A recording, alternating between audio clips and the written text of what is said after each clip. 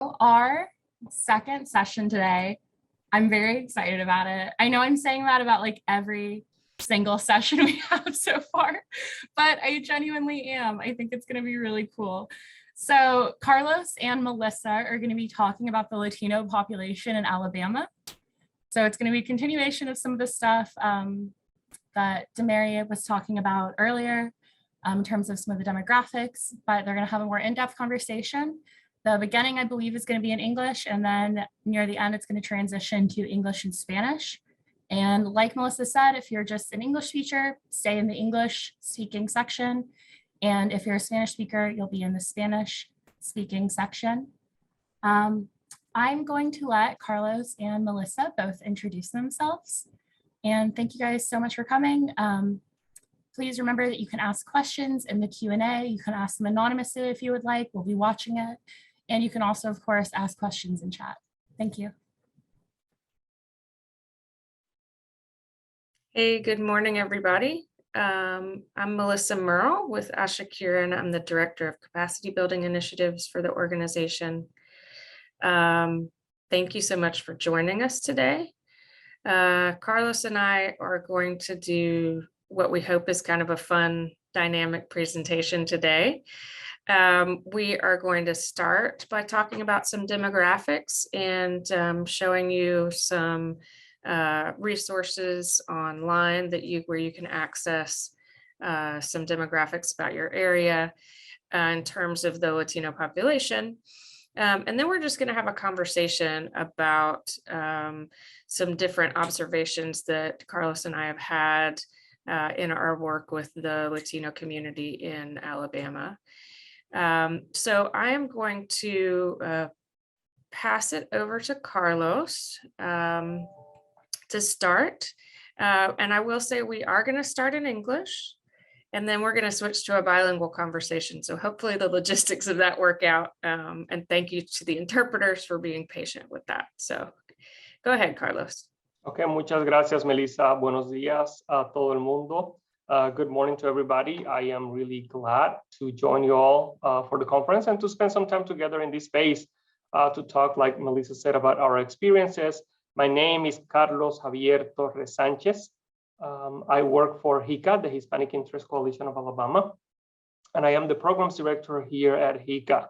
I have been in Alabama for the best part of the last 20 years with a short stint in California in the middle.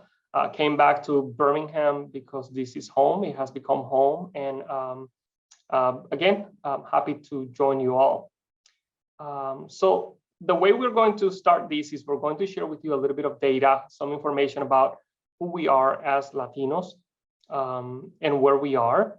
I just dropped in the chat a resource that I will share with you on the screen, which is a visualization from the Census Bureau. That talks a little bit, and I'm going to go ahead and put that up on the screen. I'm going to share my screen real quick, and that is here. And let me start by telling you that before I joined HICA, I worked with the Census Bureau for the 2020 census. You all may be familiar with that. 2 years ago, a little bit over 2 years ago, we had a count of the people living and breathing in the United States. And I was working particularly on a focus on counting Latinos, Hispanics in the state of Alabama, and connected to the topic of our work today in terms of working with immigrants and working with Latinos, Hispanics. I wanted to share with you this graphic that shows the distribution of Latinos in the United States. As you can see, the darker colors on the map represent a higher density of Latinos, and a lighter color represents a lower density of Latinos. So I'll go ahead and I'm sharing this with you here on the screen so that you can see how to navigate the link. So you can actually come here and click on the state of Alabama, and that will show you that the population for Latinos in the state of Alabama is 5.3%, 264,000, over 264,000 Latinos live in the state of Alabama. And that is actually out of almost 5 million people in the state. So I'm going to go ahead and click here. to go to the details about the state of Alabama. And the reason I'm sharing this is because I want you to look at the state and each one of the counties and see that this lighter color that you see all across the map indicates that there is a presence of Latinos. So on any given county that you click, the smallest amount that you'll probably find in terms of the Latino population would be about 0.8%. But if you look at the darker colors in the map, if you look at the northeast part of the state in DeKalb County or Marshall County, the density of Latinos is significantly higher. That actually is reflected also in Franklin County on the northwest part of the state. If you come to the central part of the state, central Alabama, Jefferson County, we have a 5.2% of our population. And now remember that these are percentages. So they help us compare in terms of the total number of Latinos and residents in each one of the counties. But the total number of people who are Latino, for example, Jefferson County, 34,000, is a lot higher because we have a higher population than the number of Latinos that we have living in the DeKalb. But as a proportion of the total population, those areas, those counties have a higher density. We also have, for example, Coffee County, Dale County. If you go to Barber County, you still have a significant number of Latinos living in the state. And the one thing that I want to mention about this, it used to be that Latinos, we would think about us as a demographic group, and there were pockets of us in different parts of the state. Now, as you can see in the map, there are areas, parts of the map that have a higher density. However, we are everywhere. And the next thing that I want to share with you from my screen, it's this graphic. And please give me a thumbs up, Melissa, if you can see this graphic now on the screen. Okay, so oops, I'm trying to get this to show on the large screen. So briefly, if you were here in Alabama living in the 1990s. Carlos, I'm sorry to interrupt you, but I can't see it. I don't know if maybe you need to share a different. Let me stop. Yeah, let me stop sharing and then do the share again. Thank you for. I'm going to also kindly remind you to slow down a little for the interpreters. Thank you. I'll do my best. So can you see the graphic now? Latino demographics in Alabama? Okay, excellent. So what you have on the screen, if you were living here in Alabama in 1990, there were about 25,000 Latinos living here in the state then.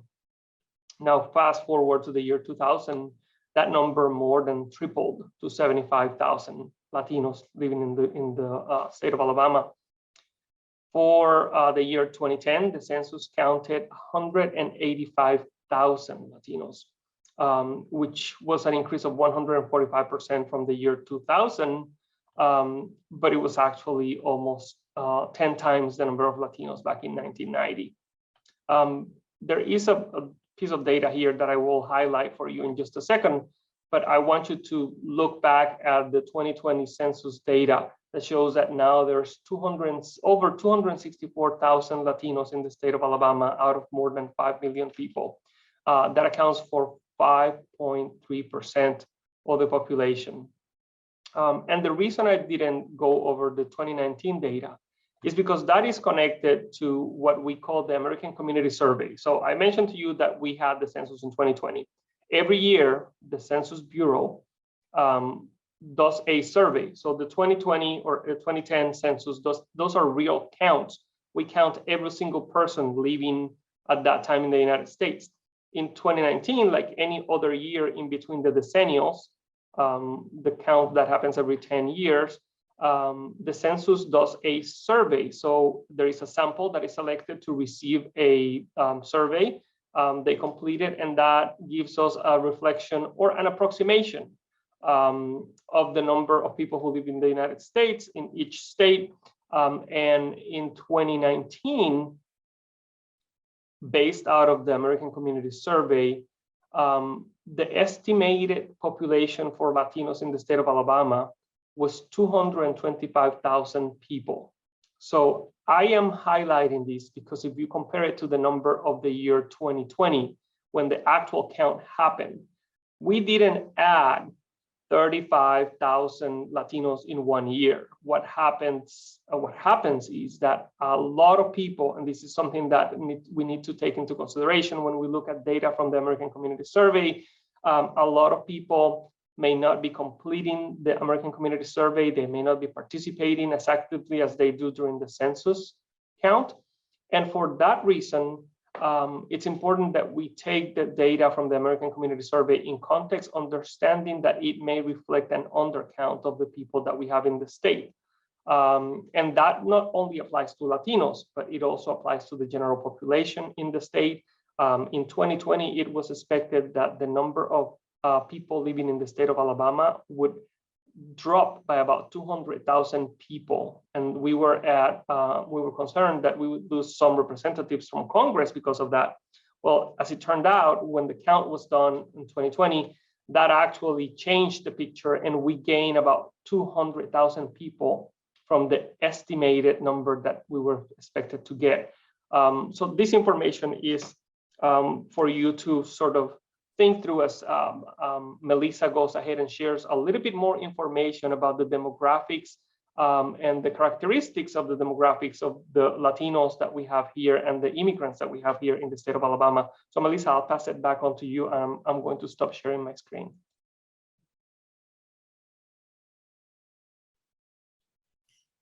Great, thank you so much, Carlos.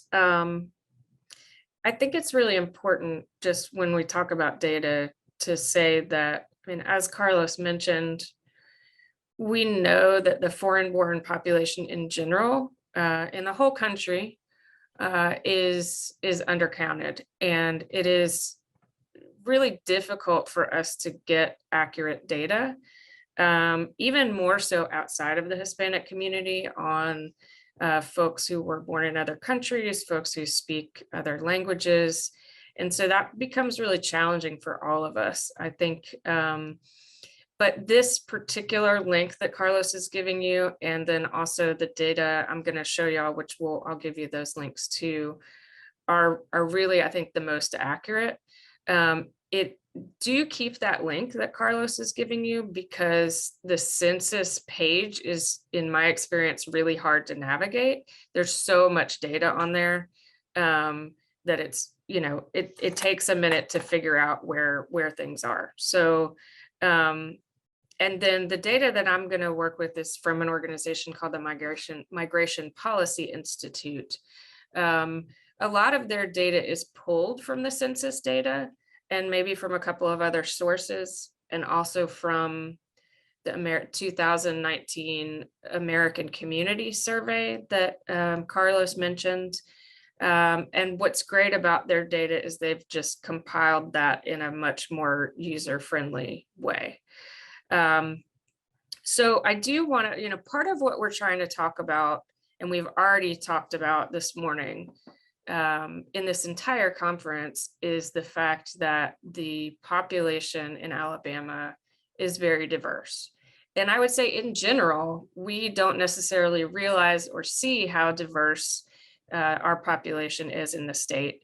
There's a lot of things in the work that we do that surprise us, right, in terms of populations.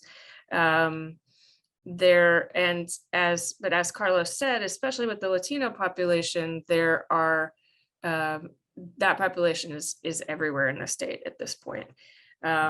So I just wanted to note that part of what we talk about when we talk about diversity is economic status, is country of origin, languages spoken, and we're going to talk more about that in a few minutes, and also immigration status.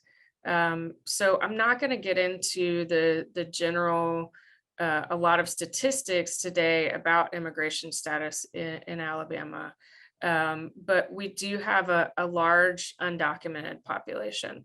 And we have, quite a number of people who are citizens, who are Latino, who were born and raised here. We have folks who are naturalized citizens. We have people who have gone through the process to get their residency or their green card. We have people that have visas, whether they be student visas or work visas. And then we have undocumented, which essentially means that they have come into this country without permission, or it's possible that they had a visa and they had a legal status at some point in terms of their immigration status, but they've let that visa expire. So people are coming from all sorts of different backgrounds when they come here, and we just have to consider that. So the data I'm going to talk about is specific to the undocumented population. And I do that because I think that more often than not, in my experience, the people that we're seeing as service providers are undocumented. And that is partially, and I will say, let me say two things actually and back up. One is that I am going to make some generalizations today. And when we talk about culture in general, a lot of times we can make a generalization based on our experience, based on our knowledge, but coming at it from a perspective of cultural humility, I just want to recognize that some of these things may not always be true for everybody. So even within the data, right? The other thing I want to recognize is I am a person who was born and raised in the United States. I am white. I am not Latina. I have had a lot of experience working with this population, but I recognize that I'm not speaking for that population, right? So I just wanted to give you those disclaimers before I go into this next piece. So this data we're going to just talk about in the term that Migration Policy Institute uses is unauthorized population. So let me share my screen really quick.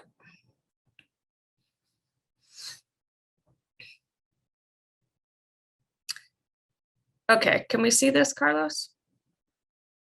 Okay, we're good. So I'm also going to drop this. Let me just go ahead and copy this link and put it in the chat for you so you can see it. And I will say, so the Migration Policy Institute website is easier to navigate. There's under their programs, there's a data hub. And so that's where this is coming from. And there's lots of really fascinating data on here that you can search by the whole country or by state. And some of it even drills down to county or city level. So this is a map of the unauthorized immigrant population. This says that there are 62,000 undocumented people in the state of Alabama. And without going into a lot of detail and like boring you with these statistics, I do want to just go over a few of these things. And of course, you can go in and look at all the detail if you want. But there's a few things that I think are really important to highlight. One is that, and this is true of the undocumented population and the documented population, right? And in terms of people who are foreign born, they're from all over the place, right? So we have a very large Mexican population. And I think, one of the things that we really encourage you to do is recognize this. It's really common for people to think that all folks who are here who are Latino are Mexican, right? And so I'll give you an example. I've dealt with some folks who are looking for workers and they say, I need some Mexicans, right, to come help me. Now, I will say the reason why they want the Mexicans is because they know they work hard and they're really awesome, workers, but they may be Guatemalan, right? They may be Honduran, they may be from other places. So just keep in mind that not everyone who's here is Mexican. And in fact, in this statistic, in terms of the undocumented population, we're seeing 50% from Mexico. What's really important here is that we see 19% from Guatemala. There's a very large Guatemalan population in Alabama, really all over at this point, but especially in northern Alabama. And the history of that, which I find really fascinating, is that back in the 90s and even into the 2000s, actually the poultry producing companies recruited workers from Central America, specifically from southern Mexico and Guatemala, and invited them to come here with jobs, to the point where there were actually billboards there, right, saying, come to Alabama and we'll give you work. So we, you know, part of what we have to acknowledge is that we encouraged and brought, for a number of reasons, folks here from other places. So many people came here from Guatemala in the 90s, in the 2000s, continue to come here now due to a number of different factors. And one of the challenges we face, again, we'll talk about in a few minutes, is language, because many of those folks from Guatemala and Mexico are indigenous and speak languages other than Spanish. So if you keep scrolling down here, you see that 78% are from Mexico and Central America. But we do have folks who were born in other parts of the world, including South America. So I have met here people from Chile, from Venezuela, from Argentina, Nicaragua, Costa Rica. I mean, there's a really diverse group of folks in the state. The other thing I really thought was important to point out to you is there are many, many people who have been living here for a long time. So if you look at this, the 24% have been here from 10 to 14 years, 21% 15 to 19 years, and 15% 20 or more. So that means, let's see, 45, 60% have been here more than 10 years, right? And again, this is the undocumented population. But that's important to consider, because these are folks who even though they're undocumented, even though they don't have permission to be here, consider themselves citizens of this area, right? They've been here long enough, they're not likely to go back to their home countries for whatever those reasons are. Maybe they can't go back because of violence or because of difficult situations or economics. Maybe their entire family is here, their whole life, their jobs, their identity, right, is American at this point. Even though technically we have not labeled them as such, right?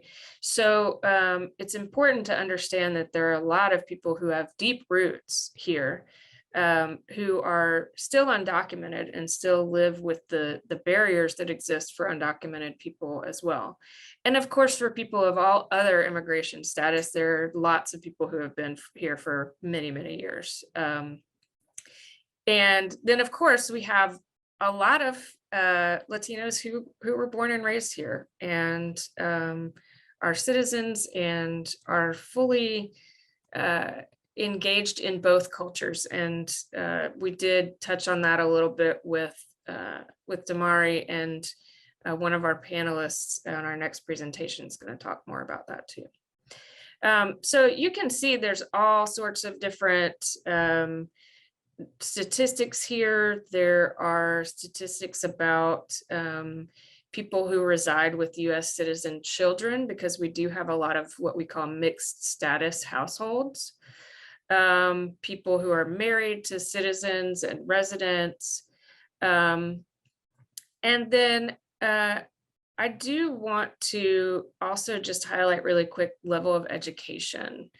So this is again undocumented population, which tends to have less education in general. Many people who are undocumented come from rural areas, come from places where they were not able to get education, or maybe because of their economic situation, they went to, a few grades in school, but then were not able to continue because they had to work to sustain their family. So if you see here, 21% of this population only completed up to the 5th grade. Another 16% only up to 8th grade. So this is really crucial in our experience with folks, in the sense that the less education you have, the less understanding you may have of different systems, even though a lot of people struggle with learning our systems here in the United States or having exposure to them. But education is empowering, right? And education gives you the ability to analyze and communicate. And so if you have somebody who didn't get past the 3rd grade, they may even have issues with reading, even in their primary language. So that's important. And I do want to just say that there's a pretty good amount of folks who have higher degrees, right? They have high school diplomas, they've been to college, or they have professional degrees. And one of the things we see a lot of is folks who have professional degrees in their own country. They're psychologists, they're accountants, they're teachers. And because of the language barrier, maybe they don't know enough English, or because of their undocumented status, they can't get licensure here in the United States. They can't connect to the schooling they need to get that license here. And they can't practice their profession. And so we have a lot of folks who have so much talent and so much education that we're not taking advantage of, and they're doing other things like, cleaning or selling food or, working in a kitchen that really have much more potential there. The very last piece I want to talk about just really quick is English proficiency. So half or close to half of these folks do not speak English well or not at all. And so that is, and if you look at this, 76% speak Spanish at home. So, and you'll see this doesn't add up, because it says 9% speak English at home. The gap there is going to be people who speak other languages. So, so I hope this is helpful in giving you some context around the differences in what the differences in the population. And I'm seeing that there's some conversation in the chat. Rebecca, I'm not seeing all of it. I noticed that they're asking about the state of Alabama. Yes, these are for the state of Alabama. And if you go back to the map here, when you go in, this is the link I sent you. You can pull data from any other state and look at these same statistics. So Rebecca, were there any other questions in the chat or in the Q&A? I believe Carlos has been pulling the chat questions and answering them fairly quickly. Okay. I think it was mostly responses, like he's been responding. So that might be why you've been seeing a few of them. We don't have anything in the Q&A. Most people are using the chat function, which is perfectly fine, whatever y'all prefer. If you have a question you are slightly embarrassed to ask, maybe, or feel a little shy about, in the Q&A, you can make it anonymous. But also you shouldn't feel embarrassed to ask any questions regardless. Yeah, I mean, I think that it's kind of like Damari was saying, you don't know what you know until you know it, right? So if this is surprising to you, or you don't know, that's cool. Today and tomorrow, ask questions. Don't think that there are any dumb questions, right? Damari, yeah. So she's a Latin American history nerd too. Yes. So I majored in Latin American studies in college, and just obsessed with this kind of stuff. So, so thank you for that comment. Was there any other comment that we had that we need to read out loud? I think we're good. I think we're good. So what I'll do, Melissa, thank you so very much. I will go ahead and sort of ask for us to reset the conversation at this time. Yo voy a comenzar a hablar español. So for those of you who need interpretation into English, go ahead and switch your channel so you can access my part of the conversation in English. Muchas gracias, Melissa, nuevamente por compartir la información con nosotros sobre los datos. La siguiente parte de nuestra presentación se va a enfocar en nuestra experiencia de vida, lo que Melissa y yo hemos visto y hemos conocido a través de nuestro trabajo en nuestra vida. Lo primero que voy a hacer es anunciarles que si quiere grabar los comentarios o las preguntas o los enlaces que están en el chat, en la conversación de Zoom, si usted ve abajo donde uno puede enviar un mensaje, hay un emoji face y hay 3 puntitos. Si usted le da esos 3 puntitos, hace clic en los 3 puntitos, le va a dar la opción de grabar la conversación y eso va a ser grabado en su computadora. Bueno, Melissa, ahora te voy a preguntar. Yo sé que tú naciste y creciste en la ciudad de Atlanta y que por casi 14 años viviste en Carolina del Norte. Luego te moviste a Centroamérica, donde por más de 2 años viviste en Nicaragua, en Guatemala y México. Te pregunto, ¿cómo te ha ayudado esto a entender y a trabajar con la comunidad extranjera y los inmigrantes aquí en el estado de Alabama? Okay, yeah, so I'm going to speak English, and I almost wanted to answer Carlos in Spanish. We're going to struggle a little bit to not speak Spanglish for the interpreters here. So yes, as Carlos said, I have had the privilege to live and work and travel in a number of different countries. I spent about a year in Nicaragua, close to that in Guatemala, took language school, worked as a volunteer, worked in an organization that studies foreign policy, US foreign policy in Latin America. So I am a Latin American history nerd. I have had experience with a number of different cultures. And I will say, and I did not mention when I introduced myself that I have worked for most of my career in the United States has been working with the Latino population on some level.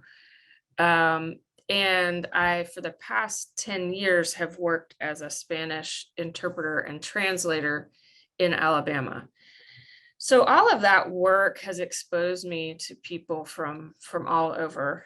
I do want to point out, one of the really interesting things that I learned about Central America. And like I said, we do have a lot of Mexicans here, but we have more and more Central Americans, and the culture is very different from country to country. So, and some of this has to do with history, and I will try not to get too deep into that. But for instance, when I was living in Nicaragua, I found that in general, people were very open. They communicated easily. They were friendly and open to having a relationship with people from the United States, from other countries. And one of the factors that I believe changes that in terms of their culture is that for many years during the time that the Sandinistas were in power there, and the time that the Iran-Contra situation was happening, there were many, and if you don't even know what any of those words mean, that's okay. that's just part of the history. The point is that there were a lot of people from the United States, from Europe, from other countries that came in to work with the people during that time. And so they had a lot more interaction and access to people from the United States in particular, and had some positive interactions there, had some negative ones too. But in general, I felt like there was an openness there, right? So if you think about that, you're dealing with somebody from Nicaragua, you may have an experience like that, right? And again, generalizations, but based on my experience. Versus the time I spent in Guatemala, there's a really, really intense history in Guatemala, especially within the indigenous population. In the 80s and into the 90s, there was a dictatorship. There were paramilitary groups that massacred hundreds of thousands of indigenous people in that country. And I'm going to say that again, massacred, came into villages, burned them down, killed women and children, because there was a civil war going on. And so they had what was called a scorched earth policy, right? So for Guatemalans, especially for indigenous Guatemalans, because of their culture and because of that experience and that really intense, not just discrimination, but violence and genocide, there is I find folks very often to be much more closed off, not be as trusting as quickly, be a little more timid, and not having a lot of necessarily experience with people from the United States, especially if they're coming from rural areas and indigenous communities. So those are just sort of two really different experiences that I had that I think give us an idea of the different backgrounds people are coming from. And again, you can't always assume that about everyone, but it gives you somewhat of an idea of how you might encounter people who have much different experiences and much different view of people here in the United States, and especially people in positions of power, right, or service providers. So that, I think, is my full answer to that. I feel like I talked a long time there, Carlos, but Gracias, Melissa. So hold on a second. I'm sorry, I lost my screen here. Okay. So the question I have for you, Carlos, so I've known, and I think Carlos mentioned we have known each other for about 10 years now, 10 or 11 years. And Carlos, you're from Puerto Rico. And we're talking about the different cultures, different countries, different citizenship status or immigration status. And being Puerto Rican is different, right? So because Puerto Ricans are US citizens, and some of y'all may not know that, but the culture is different. So one of the things that I've noted is many of the systems in Puerto Rico are similar to those in the United States because Puerto Rico is under the US government. And so I wanted to ask you, how has your experience been as a Puerto Rican here in Alabama, working with people from different cultures? And how have you navigated those cultural differences? Gracias por la pregunta, Melissa.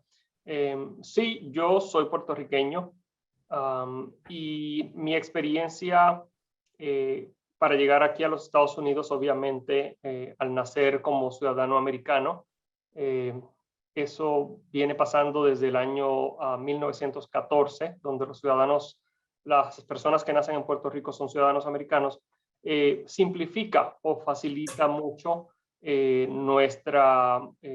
movernos a los Estados Unidos, a lo que se conoce como el mainland, a los Estados Unidos continentales.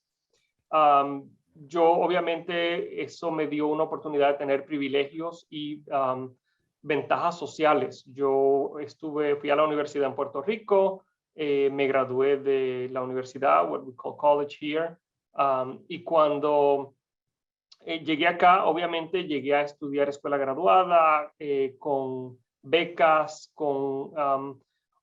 habiendo aprendido inglés en las escuelas, no lo suficiente como para hablar conversacionalmente de manera efectiva, pero con suficiente información como para poder aprender más rápidamente.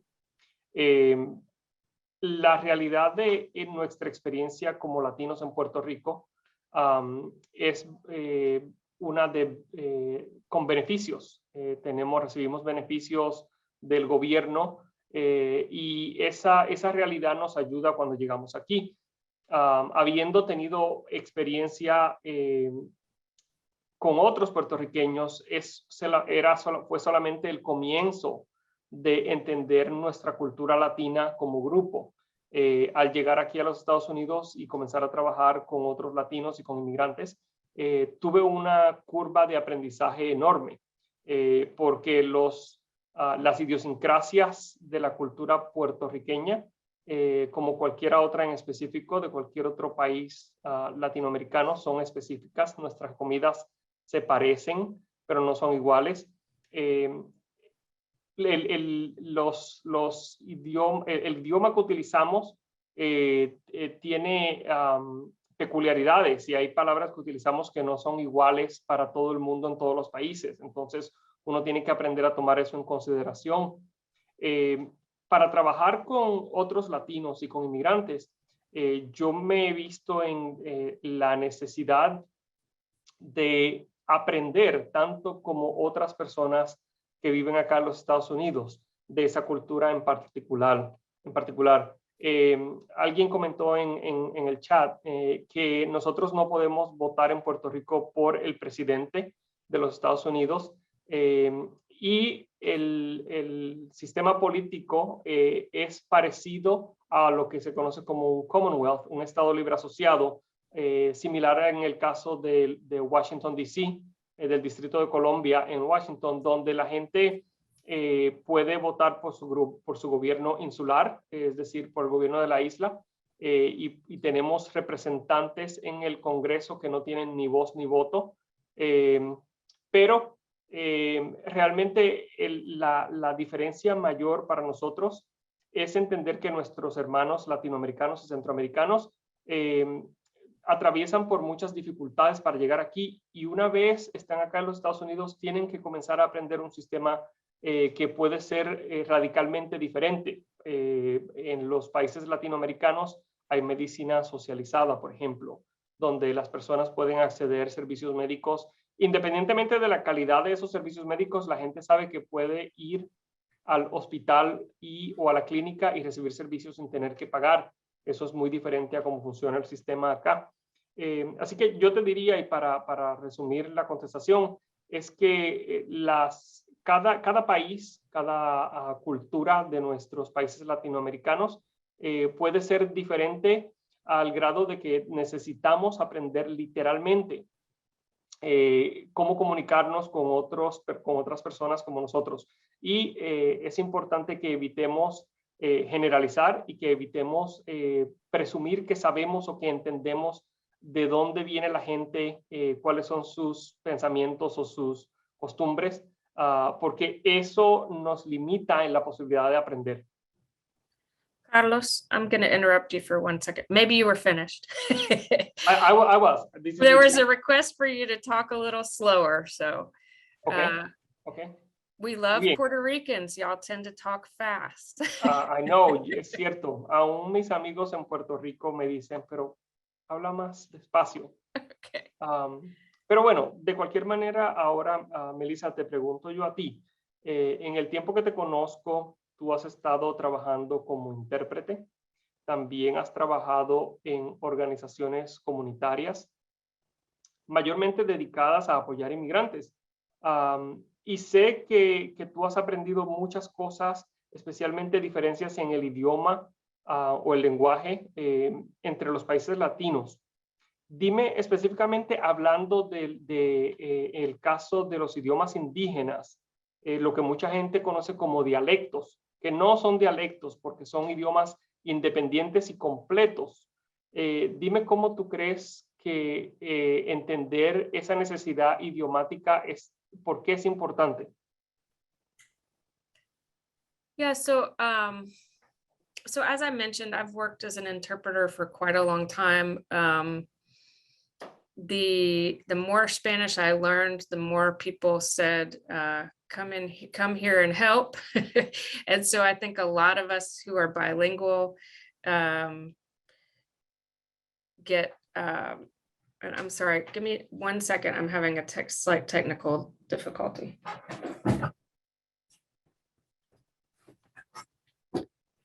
And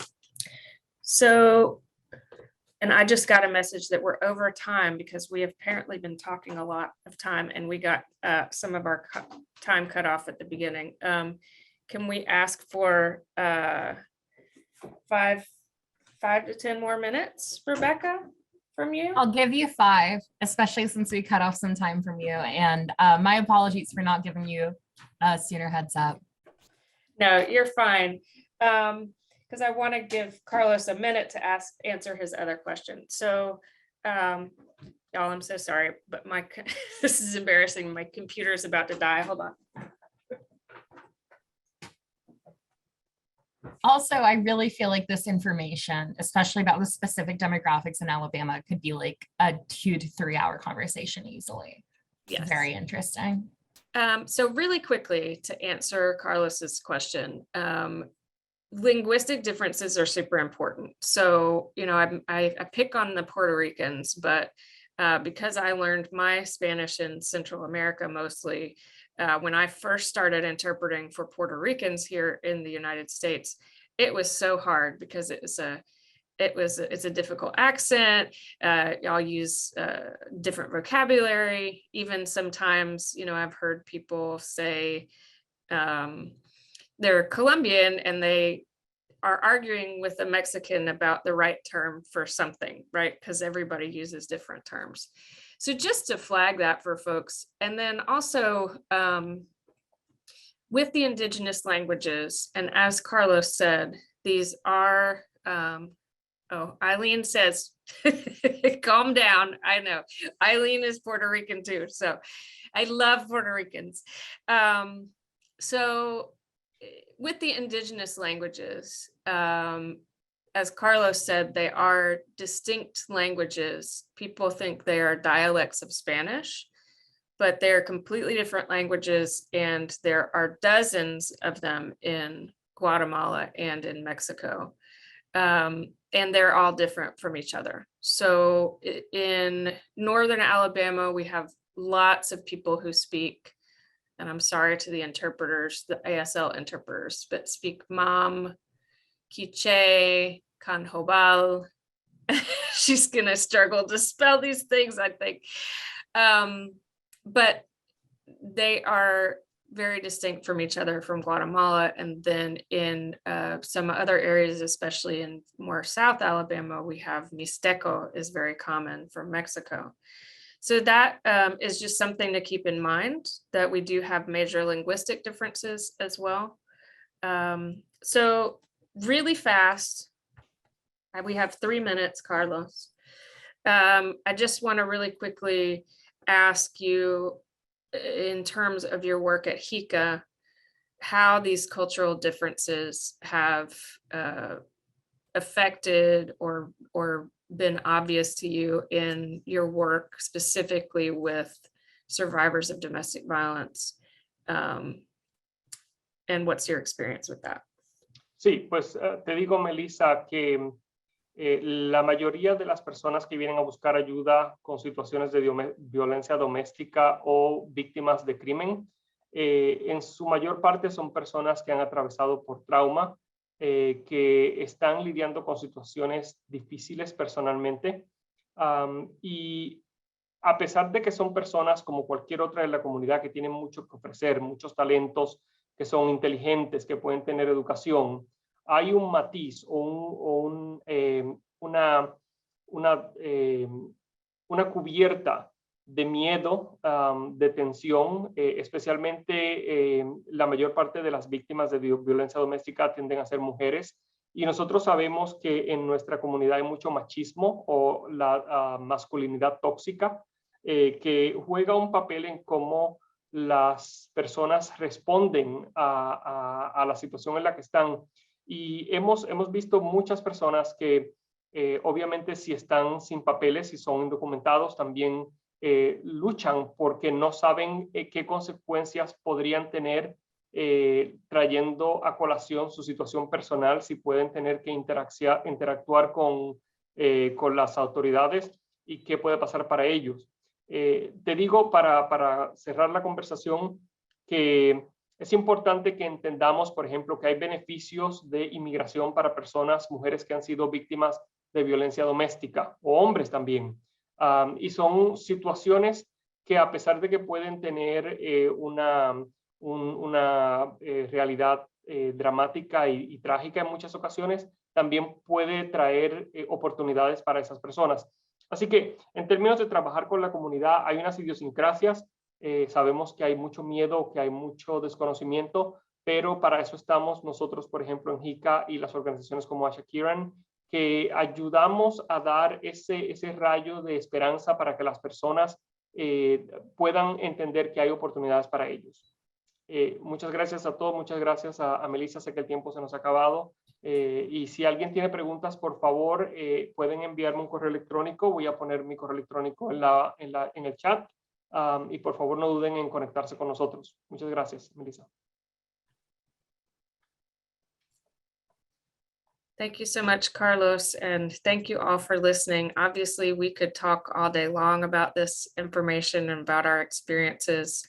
I also recognize that there are a lot of people on this call who are Latino themselves, who have experiences with this population. And so I just want to recognize that we have a lot of wealth of information within this group as well. And I'm sorry we don't have time for questions. I think we'll have some time at the very end to have a little more conversation.